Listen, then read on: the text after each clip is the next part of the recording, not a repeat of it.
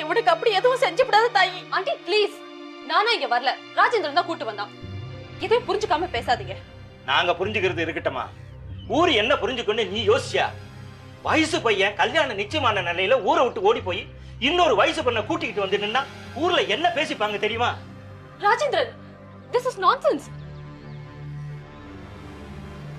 அப்பா, ரீனாவை தப்பா எதுவும் இப்படி ஊரை விட்டு வந்தது தப்பு. திரும்பி போய் எதுவா இருந்தாலும் ஆம்பளையா நின்று போராடணும்னு. ஓஹோ, அதான் போராட திரும்பி வந்துட்டீங்களா? ஏன் நாங்க போராடி தோத்தது பத்தாது, நீங்களும் போராட போறீங்களோ? அதுக்கு இந்த பொண்ணு துணையா? சரி சரி, புள்ள 2 நாளா சரியா சாப்பிட்டதோ இல்லையோ, முதல்ல சாப்பிடட்டும், மத்தத பிறகு பேசிக்கலாம். கடா வெட்டி பிரியாணியை செஞ்சு போடு. அதான் அழியாமைய ஒரு விருந்தாளியை கூட்டு வந்திருக்கானே.